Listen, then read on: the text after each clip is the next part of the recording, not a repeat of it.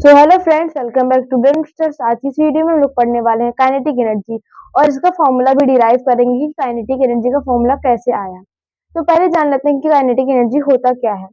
Kinetic energy एक ऐसी energy है जो किसी भी बॉडी के मोशन की वजह से होती है, यानी कि the energy in a body due to its motion. The energy the energy in a body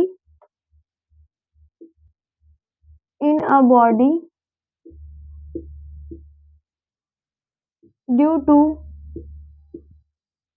its motion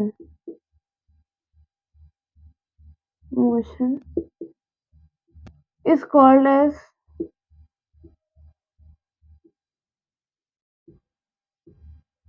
kinetic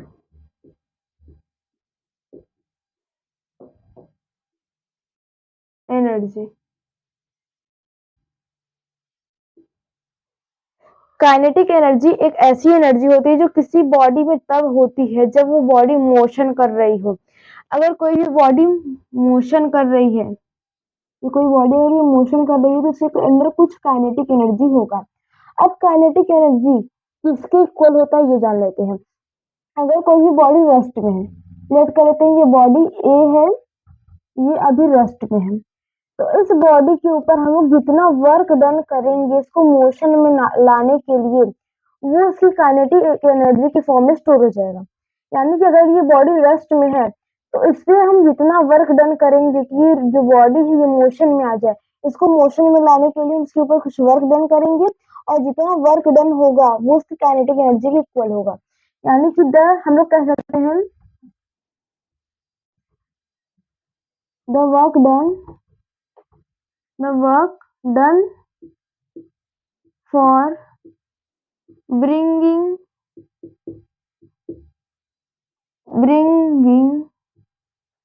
a body into motion is equal to its kinetic energy।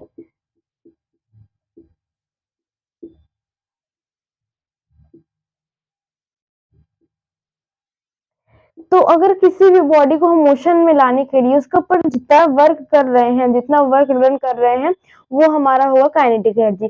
Kinetic energy का एक formula दिया गया है, वो है K is equals to half mv²। यहाँ पर K क्या है? Kinetic energy.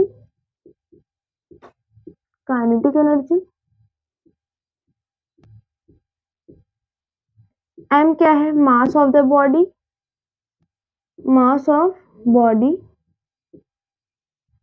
एंड v क्या है? Velocity of body. यहाँ पे K जो है किसी भी बॉडी का काइनेटिक एनर्जी निकालने के लिए उसके मास और वेलोसिटी के स्क्वायर के प्रोडक्ट को 2 से डिवाइड करने पर जितना वैल्यू आएगा वो उससे काइनेटिक एनर्जी के बराबर होगा। अब इस फॉर्मूला को हमें डिराइव करना है और हम इस फॉर्मूला को डिराइव करके देखेंगे कि हाँ ये कैसे आया।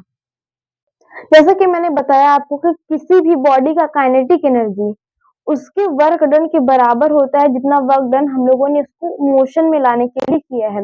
यानी कि हम लिख सकते हैं kinetic energy is equal to work done. जितना वर्क डन हम लोगों ने इसको मोशन में लाने के लिए किया है वो उसकी काइनेटिक एनर्जी के बराबर होगा। ये हमारा इक्वेशन फर्स्ट बन गया।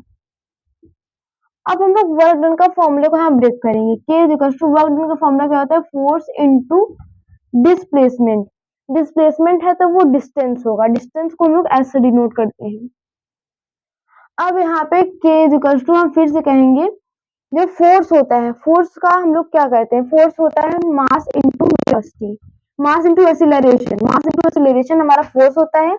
और एस, तो इस W को हम लोग ब्रेक करके यहाँ पे ला दिए M is equal to M into A into S, ये हमारा आ गया। अब हम इसे और अच्छे से ब्रेक करेंगे, ये हो जाएगा M into V minus U upon T into S. आप इसे इस फॉर्म में भी लिख सकते हैं, लेकिन आपको यही वाला फॉर्म ले लेना है। यहाँ आपको इस वाले फॉर्म को नहीं लिखना है। उसके बाद आपको इतना लिख के इक्वेशन फर्स्ट, ये वाला इक्वेशन फर्स्ट है, इसको वैसे बना के रख देना है। अब आपको according two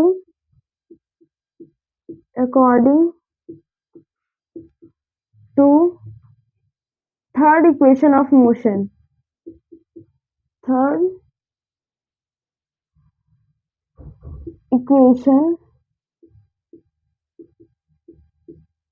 of motion, third equation of motion क्या है?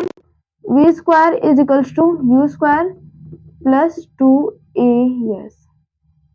यहाँ पे हमारा as है और यहाँ पे हमारा v स्क्वायर और u स्क्वायर है।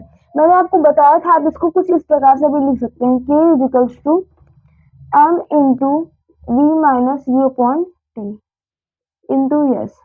तो ये हम आप इसको ऐसे भी लिख सकते हैं और आप इसको ऐसे भी लिख सकते हैं, इसमें कोई भी वो नहीं है।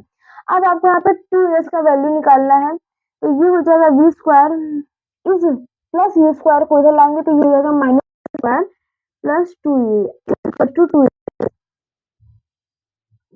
आप यहाँ से इक्वल के इस साइड लाएंगे तो इसका साइन चेंज हो जाएगा और ये माइनस यू स्क्वायर हो जाएगा। अब हमें यहाँ पे as का वैल्यू चाहिए, लेकिन यहाँ पे 2s as है, तो as का वैल्यू क्या हो जाएगा? v square minus u square upon 2। तो ये हमारा as का वैल्यू आ गया फ्रॉम, ये हम इक्वेशन सेकंड मान लेंगे। आपको ये वाला वैल्यू पुट कर सकते हैं, लेकिन आप कोई भी नीड नहीं है तो आप इसे नहीं पुट करेंगे। अब आप कहेंगे फ्रॉम इक्वेशन सेकंड। अब आपको इक्वेशन सेकंड से as का value put from equation second put the value of as in equation first. आपको as का वैल्यू मिल गया है। अब आप इस as की वैल्यू को इस इक्वेशन में पुट कर दीजिए, k is equals to m into as का वैल्यू कितना आ गया है? v square minus u square upon 2। लेकिन अभी हम लोगों ने देखा था जो काइनेटिक एनर्जी का फॉर्मूला होता है वो होता है k is equals to half mv square. यहाँ पे u स्क्वायर का कोई कॉन्सेप्ट ही नहीं है। तो आपको ध्यान रखना है कि जब कोई भी बॉडी का काइनेटिक एनर्जी पूछा जाता है तो मैंने बताया था वो बॉडी पे जितना वर्क डन होगा उसे मोशन में लाने के लिए वो उसका काइनेटिक एनर्जी के इक्वल होगा। लेकिन मोशन में आने से पहले बॉडी रेस्ट में थी तो उसका इनिशियल वेलोसिटी 0 था, तो यहाँ पे क्या हो जाएगा? m into v square minus 0 का स्क्वायर अपॉन 2। अब 0 का स्क्वायर 0 हो जाएगा और माइनस करने पर कोई भी चेंज नहीं आएगा, तो ये हो जाएगा m v स्क्वायर अपॉन 2, जिसे हम लोग इस प्रकार से लिख सकते हैं कि is equal to 1/2 m v square. तो ये हमारा फॉर्मूला डिराइव हो गया और आपको इसमें इक्वेशन ऑफ मोशन का इक्वेशन ऑफ मोशन यूज करना है और कौन सा इक्वेशन? थर्ड इक्वेशन यूज करना है। यहाँ से आपको as की वैल्यू निकाल लेना है और आपको ये ध्यान में रखना है यहाँ पे u का वैल्यू 0 होगा क्योंकि ये इनिशियल वेलोसिटी हमारी 0 है। अभी हमको पता है कि इनिशियल वेलोसिटी 0 है, लेकिन यहाँ पे आपको बता देना है, यहाँ पे आपको ब्रैकेट कर देना है therefore because u is equals to 0। इतना करने के बाद आपको यहाँ पे 0 का वैल्यू पुट करके दिखा देना है कि k is equals to half mv square. इसका फॉर्मूला डिराइव हो गया है। होप करते हैं आपको वीडियो अच्छा लगा होगा। अगर आपको वीडियो अच्छा लगा तो हमारे वीडियो को लाइक करें और हमारे चैनल ब्रेन मिस्टर को सब्सक्राइब करें। Thank you.